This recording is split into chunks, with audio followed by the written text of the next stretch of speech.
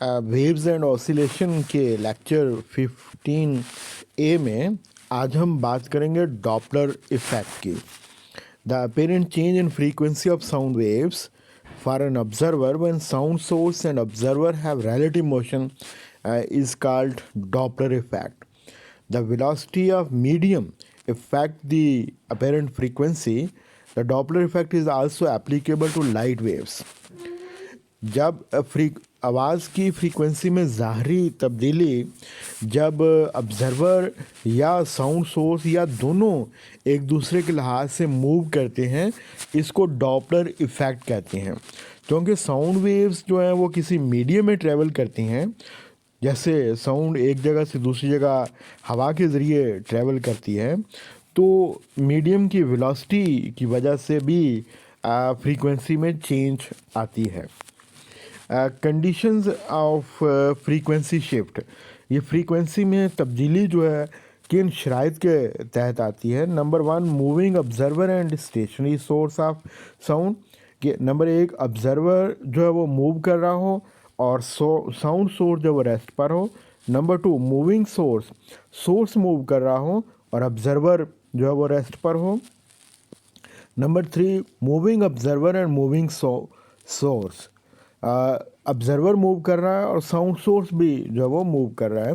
तो in different 3 cases को जो है हम डिस्कस करेंगे वन बाय वन। तो number 1, moving observer and stationary source, पहले हम बात करेंगे, इसी लिहाज से फार्मूले बनेंगे। मूविंग ऑब्जर्वर मूव कर रहा है और साउंड सोर्स जो है वो स्टेशनरी है।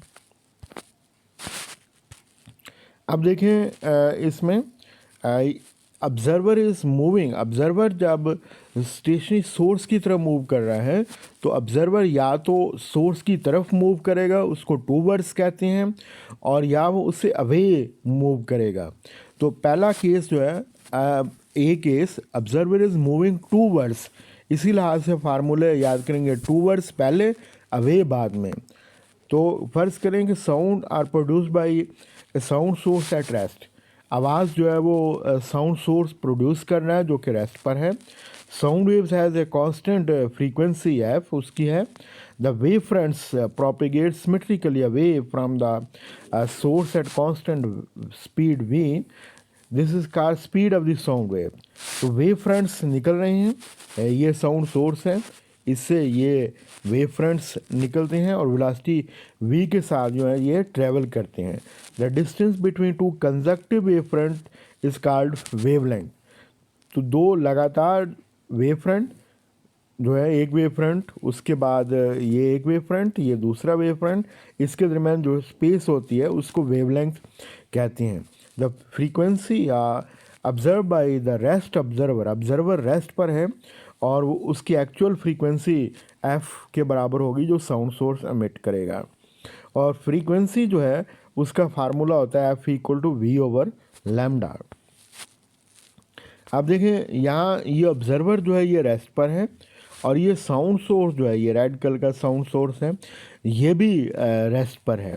ये वेव फ्रंट्स जो है वो इससे आल डायरेक्शन में, ये इस डायरेक्शन में भी ट्रैवल करेंगे, इधर भी दायरों की शक्ल में जो है वो वेव फ्रंट्स जो है वो ट्रैवल करते हैं। तो इनकी वेलोसिटी जो है वो v के बराबर है। 2 वेव फ्रंट्स के दरमियान डिस्टेंस जो है वो लैम्डा होता है। अब ये रेस्ट की सूरत हाल है। अब फर्ज करें, consider 2 consecutive wave fronts p and q। अब ये वेव फ्रंट p है और ये नेक्स्ट वाला जो है वो q है, इनको कंसेक्टिव वेव फ्रंट्स से जो है वो कहते हैं। Such that the distance between them, 2 wave fronts p और q के दरमियान जो वेवलेंथ है वो लैम्डा होती है।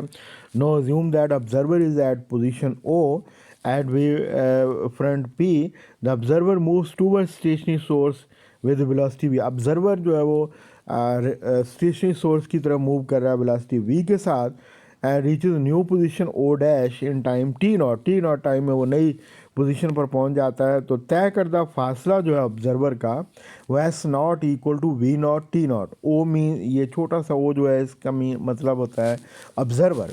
The wave front q moves with velocity v के साथ जो मूव कर रहा है। आप देखें ये सोर्स था जो कि रेस्ट पर है, ये ऑब्ज़र्वर है। ये ऑब्ज़र्वर जो है वो पॉइंट पी के ऊपर है, ये वेव फ्रंट पी है और ये वेव फ्रंट जो है वो क्यू है। तो ऑब्ज़र्वर जो है वो वी नॉट वेलोसिटी से क्यू की तरफ मूव कर रहा है और टाइम टी नॉट में ये एस नॉट डिस्टेंस कवर करके यहाँ पर जब वो पहुँच जाता है तो इसका तय करदा फासला हुआ S naught equal to V naught T. The distance observer reaches at O during the same time interval. Distance covered by the wavefront Q is, अब या सोर्स से वेवफ्रंट निकल कर वो इस तरह डायरेक्शन में ट्रेवल कर रहे हैं तो S equal to V naught T, उसी टाइम में जो वेव्स हैं वो ऑब्जर्वर की तरफ ट्रेवल करती हैं और S equal to V naught T जो है वो होगा। अब आप देखें कि ये डिस्टेंस जो है पी और क्यू के दरमियान जो फासला है, ये पी और क्यू है, इसके दरमियान फासला जो है वो लैम्डा के बराबर है।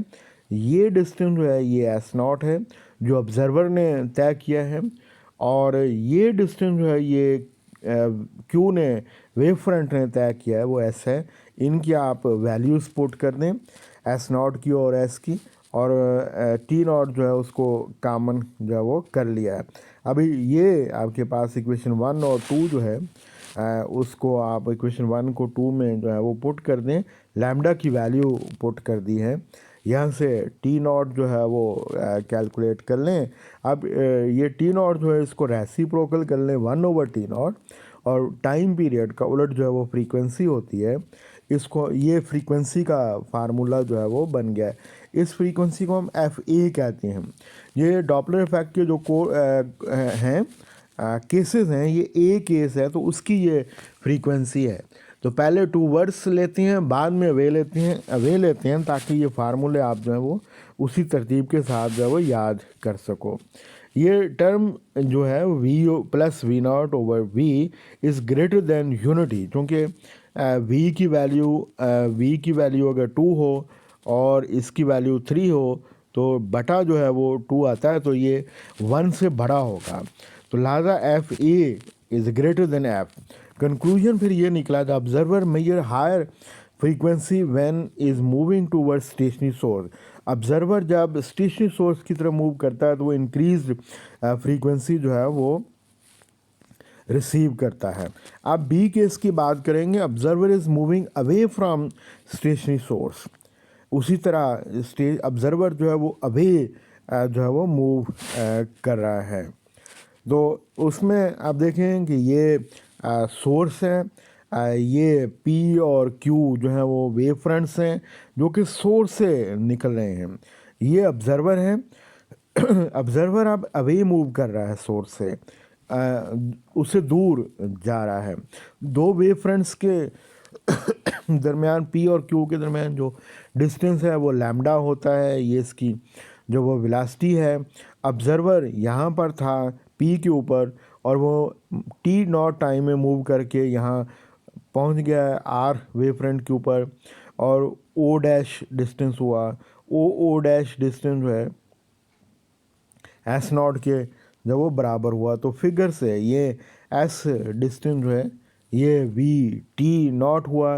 वी जो है ये वेलोसिटी है वेव फ्रंट्स की जो कि सोर्स से निकलती हैं और S naught equal to V naught T, ये एस नॉट जो वो डिस्टेंस है। अब फिगर से फिर आप लिख सकते हो कि S distance equal to lambda plus S, ये सारा डिस्टेंस है और ये और लैम्डा और एस नॉट जो है उसका ये सम इसके जो है वो बराबर होगा। यहाँ से लैम्डा की वैल्यू आप निकाल लें lambda equal to T naught जो है वो कॉमन कर लें और लैम्डा की वैल्यू जो है वो यहाँ पुट कर दी है, यहाँ से टी नॉट जो है वो कैलकुलेट कर लें। उसको अब आप रेसिप्रोकल कर लें, 1/T नॉट फ्रीक्वेंसी होती है, ये फ्रीक्वेंसी एफ बी होगी, बी केस की होगी।